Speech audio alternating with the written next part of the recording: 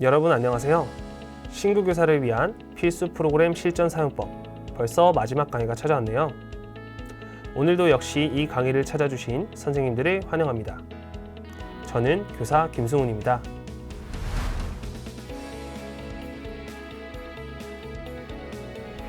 마지막 강의 주제도 지난 시간에 이어서 구글 시트의 응용 방법 두 번째 시간을 준비해 보았습니다. 사실 지난 시간까지는 엑셀 등 스프레드시트의 꽃이라고 할 수 있는 함수는 거의 사용하지 않았는데요. 오늘은 여러 가지 함수들을 활용해서 조금은 복잡하다고 느낄 수 있는 시간이 될 것이라 생각합니다.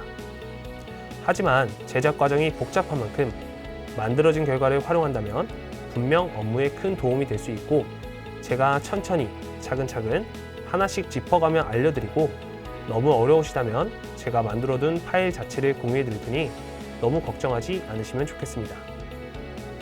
오늘 주제를 소개하기에 앞서 선생님들에게 한 가지 질문을 드리고자 합니다. 선생님들은 학기 말이나 학기 초에 가장 힘들게 하는 업무는 어떤 것이 있으신가요? 아마도 학기 초에는 수업 계획을 수립하고 학기 말에는 생활기록부 작성하는 일이 가장 버거운 일이지 않을까 싶습니다.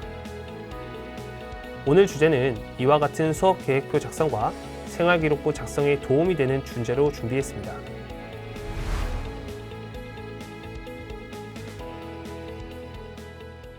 그럼 오늘의 학습 목표를 확인해 보겠습니다. 오늘의 학습 목표는 두 가지입니다. 첫째, 구글 시트를 활용하여 교과 특기사항 누가 기록을 효율적으로 관리할 수 있다. 둘째, 구글 시트를 활용하여 수업 진도 계획표를 일목요연하게 관리할 수 있다입니다. 우선 결과물에 대해서 확인해 보겠습니다. 여기 학생들의 개인정보와 수업 시간에 수행한 활동별로 특기사항을 기록할 수 있는 란을 만들어 두었습니다. 이후 기록 1부터 기록 3까지의 특기사항을 누가 기록하게 되면 현재 글자 수의 바이트와 글자 수가 계산되는 것을 확인할 수 있으며, 상단에 있는 값 붙여넣기 버튼을 클릭하면 최종 취합란에 누가 기록들이 합쳐지는 것을 확인할 수 있습니다.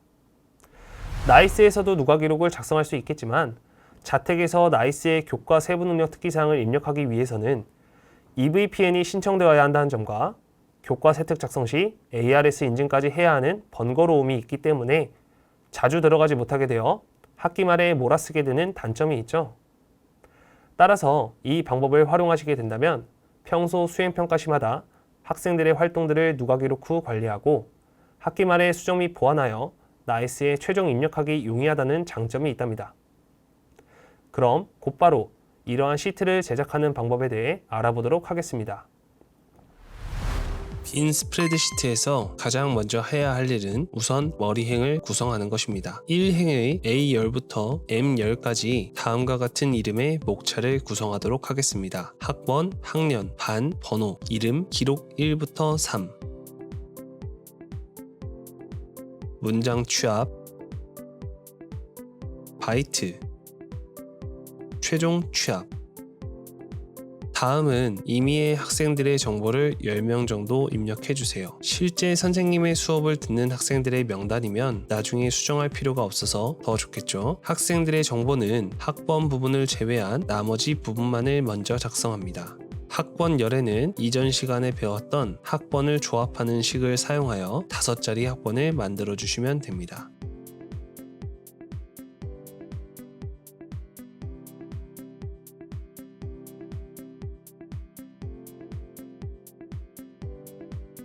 이제 학생들의 개인정보는 모두 입력이 완료되었습니다. 다음으로는 아무래도 열이 여러 개라 화면에는 제한적으로 셀이 보여지는데요. 이러한 문제를 어느 정도 해결하고자 틀 고정이라는 기능을 적용하겠습니다. 먼저 행을 고정하겠습니다. 행 고정은 현재 선택되어 있는 셀의 아래쪽 테두리를 기준으로 설정할 수 있기 때문에 우선 1행에 해당하는 아무 셀을 클릭하여 주신 후 상단의 보기 탭에서 고정 1행까지를 누르거나 행 1개를 누르시면 됩니다. 그렇게 되면 마우스의 휠을 통해 상하로 화면을 스크롤해도 최상단의 머리행은 고정되어 있는 것을 확인할 수 있을 것입니다.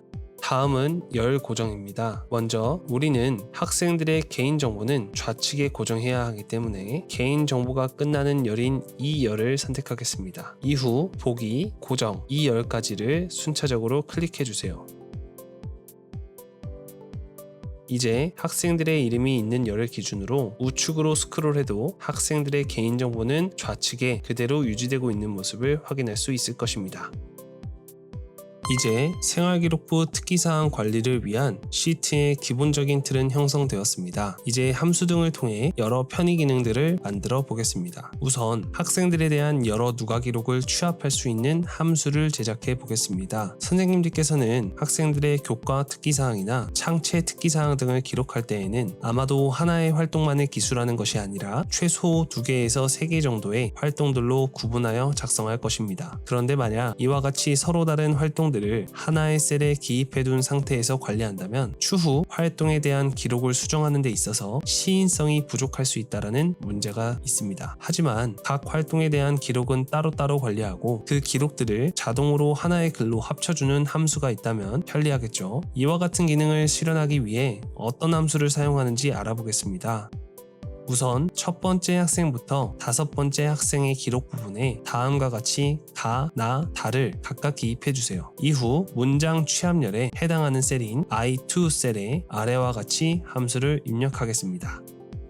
그렇게 되면 해당 셀에 가, 샵, 나, 샵, 다 라고 쓰여진 모습을 볼 수 있을 것입니다. 이러한 텍스트 조인 함수는 F2와 H2까지의 내용을 이어붙이라는 명령어로서 중간에 있는 샵은 제가 임의로 보여드리기 위해 적은 것이지만 이어붙이려는 문장 사이에 들어가게 될 구분자를 의미합니다. 일반적으로 스페이스바를 이용한 띄어쓰기인 공백을 사용하거나 엔터키처럼 줄바꿈을 의미하는 차10이라는 함수를 사용하곤 합니다. 예를 들어 다음과 같이 함수를 적어보겠습니다. 즉 구분자로 차10 함수를 사용하면 가, 샵, 나, 샵, 다가 아닌 가, 줄바꿈, 나, 줄바꿈, 다로 출력되게 되는 것이고, 이렇게 함수를 입력하게 된다면 가, 줄바꿈 2회, 나, 줄바꿈 2회, 다와 같이 문장마다 줄바꿈을 2번 수행한 상태로 출력되는 것이죠. 한편 함수 내에서 숫자 0이 의미하는 바는 F2부터 H2 사이에 빈 셀이 있는 경우 해당 빈 셀도 문장으로 인식할 것인지에 대해 결정하는 부분입니다. 예를 들어 G2에 있는 글자 나를 지울 경우 I2에서는 가, 샵, 다가 아닌 가, 샵, 샵, 다로 나타나듯이 공백으로 존재하는 G2열 또한 하나의 문장으로 인식하여 구분자가 그대로 남아있게 되는 것이죠. 여기서 만약 숫자 0을 1로 변경한다면 공백에 있는 셀을 문장으로 인식하지 않는다는 명령으로 변경되며, 이 경우 I2에는 G2의 공백을 문장으로 인식하지 않아 오직 가, 샵, 다를 출력하게 되는 것이죠. 그럼 이제 원리에 대해 모두 이해하였으니 다시 문장 취합열에 함수를 작성하도록 하겠습니다. I2에 다음과 같이 함수를 적어주신 후 자동 채우기 기능을 활용하여 표를 완성해 주세요.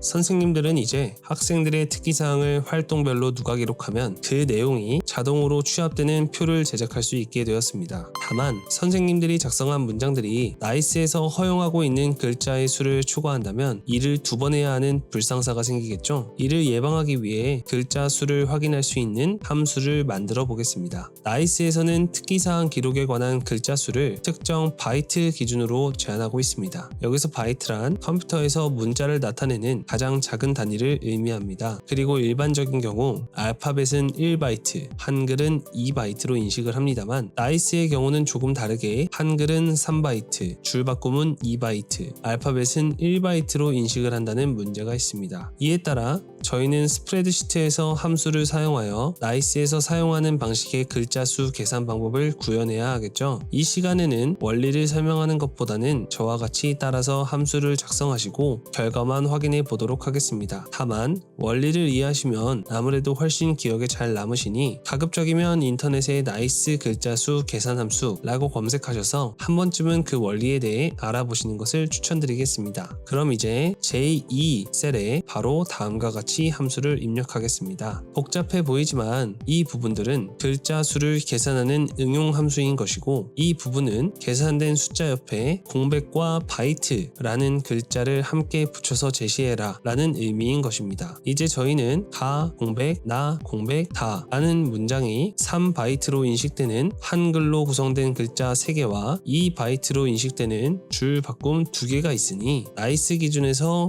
9 더하기 4, 즉 13바이트라는 것을 자동으로 확인할 수 있게 되었습니다.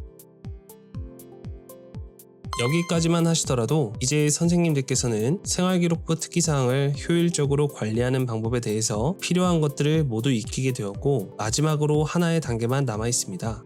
잠시 저희가 만든 i2 셀에 최종 취합된 문장을 복사하여 메모장에 붙여 넣어 보도록 하겠습니다. 보다시피 취합된 문장의 앞뒤로 큰 따옴표가 입력된 것을 확인할 수 있습니다. 이렇게 되면 나이스에 완성된 문장을 붙여 넣은 후 또다시 큰 따옴표를 지워야 하는 번거로움이 생기겠죠. 이 문제를 해결하기 위해서는 값 붙여넣기 기능을 사용해야 합니다. 예를 들어 다시 i2를 클릭한 후 Ctrl C를 눌러 복사하고 K2에 Ctrl V를 눌러 붙여넣기를 수행해 보겠습니다. 그럼 K2에는 가, 나, 다가 아닌 다, 가, 나, 다 13바이트라고 입력이 되는데요. 그 이유는 붙여넣기 하는 과정에서 문장 취합에서 출력된 글자가 아닌 함수 그 자체가 붙여 넣어졌기 때문입니다. 이렇게 함수 자체를 붙여넣지 않기 위해서는 완성된 문장의 셀을 복사한 상태에서 K2 셀에 마우스 커서를 둔 뒤 오른쪽 마우스로 선택하여 붙여넣기 값만을 선택하시거나 혹은 단축키 Ctrl Shift V를 누르시면 됩니다. 그럼 이처럼 K2 셀에는 함수가 아닌 i2에 취합된 문장 그 자체가 입력된 것을 확인할 수 있고, 이를 직접 복사하여 메모장에 붙이게 되면 큰 따옴표 문제가 해결된 것을 알 수 있습니다. 이제 선생님들은 최종 취합열에 작성된 문장들을 직접 복사하여 네이버 맞춤법 검사기 등을 통해 맞춤법을 확인하고, 이를 나이스에 입력만 하시면 됩니다. 그리고 아마 여기까지만 하시더라도 생활기록부 관리가 많이 편해졌다 라는 생각이 드실 거라 생각합니다. 다만 여기서 끝나면 조금 부족하다고 느끼실까봐 한 가지 꿀팁을 추가적으로 알려드리겠습니다. 이렇게 값을 복사하고 붙여넣는 것조차 시간이 아까우시다면 지금 말씀드릴 매크로 기능을 활용해 보시길 추천드리겠습니다. 하지만 영상을 보고 너무 어려우시다 생각이 드시면 굳이 이 기능까지는 따라 하실 필요는 없다고 생각합니다. 이 점 참고하셔서 따라해 보실 분은 계속 시청해 주시고, 그렇지 않으신 분들은 마지막 아우트로 부분으로 영상을 넘겨주시면 감사하겠습니다. 그럼 매크로 기능의 활용 방법에 대해 말씀드리겠습니다. 매크로 기능은 저희가 1차 시 한글 프로그램에서도 활용해 본 적이 있죠. 구글 시트에도 이와 같이 일련의 작업 과정을 하나의 작업으로 그룹화할 수 있는 매크로 기능을 보유하고 있습니다. 그럼 어떻게 매크로를 활용하는지 함께 따라해 보겠습니다.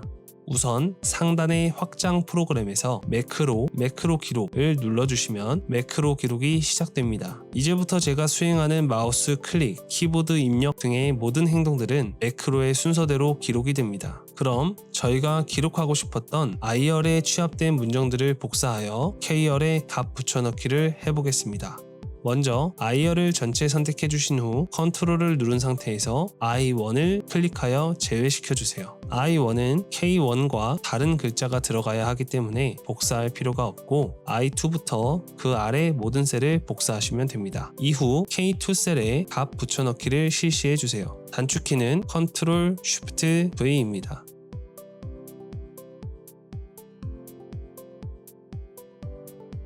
그리고 다시 매크로 저장 버튼을 눌러주시면 매크로의 이름과 단축키 넘버를 설정할 수 있는 팝업이 나타납니다. 매크로의 이름은 값 붙여넣기, 단축키는 숫자 1로 하여 매크로를 저장하겠습니다. 이후 다시 상단에 확장 프로그램, 매크로 관리 탭에 들어가시면 값 붙여넣기 매크로가 1번 단축키로 형성된 것을 확인할 수 있습니다. 여기서 우측에 3개의 점으로 구성된 버튼을 클릭하신 후 스크립트 수정을 눌러주세요. 그럼 이렇게 새 창에서 뭔가 복잡해 보이는 코드들이 뜨게 되는데, 거기서 my function 이라는 글자를 찾아서 해당 부분만 긁어서 복사하여 줍니다.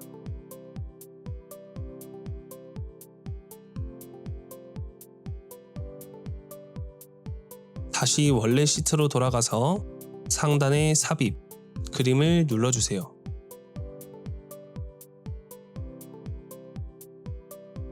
그리고 버튼처럼 생긴 도형을 하나 만들고 그 도형 안에 값 붙여넣기 라는 글자를 적어주시고 글자의 크기나 색상 등을 적당히 바꿔주세요. 여기서 도형이나 글자의 내용은 사실 아무 상관없습니다. 저희는 방금 만들었던 매크로 기능을 가시적으로 사용할 수 있는 일종의 버튼을 만들 것이기 때문에 선생님들께서 원하는 모양의 버튼으로 자유롭게 디자인하시면 되겠습니다. 아무튼 저는 이렇게 버튼 모양으로 만들어 보도록 하겠습니다. 그럼 이렇게 큼지막한 버튼이 형성이 되고 이를 적당한 위치에 가져다 놓고 크기를 조절해 주세요.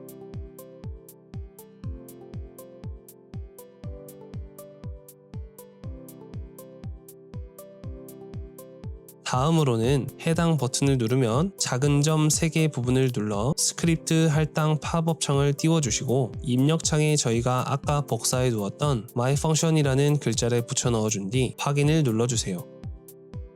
이제 모든 준비가 끝났습니다. 매크로의 정상 작동 여부를 확인하기 위해서 잠시 K열에 입력된 내용들을 지워두겠습니다. 이제 이 상태에서 값 붙여넣기 버튼을 딱 눌러주시면 또 뭐가 나오네요. 저희가 스크립트 매크로 사용할 위해서는 구글 계정으로 허가하는 과정이 필요합니다. 당황하지 마시고 확인 버튼을 눌러주신 후 계정 선택 후 허용해 주시면 됩니다. 다시 이 버튼을 누르면 스크립트 실행 중이라는 팝업이 뜨고 곧바로 I열의 문장값들이 K열에 모두 붙여넣게 된 것을 확인할 수 있습니다. 사실 복사해서 붙여넣는 과정이 뭐 얼마나 어렵겠냐고 말할 수 있겠지만 선생님들께서는 이제 구글 시트에서 매크로를 사용할 수 있게 되었다는 점에서 의의가 있다고 생각해 주시면 좋을 것 같습니다. 분명 방금 저희가 만든 매크로는 아주 기초적인 작업만을 단축한 것이지만 손이 많이 가는 작업의 경우 매크로를 활용한다면 아주 쉽게 수행하실 수 있습니다. 있으니 분명 언젠가 큰 도움이 될 수 있을 것이라 생각합니다. 그럼 이제 강의를 마무리해 보겠습니다.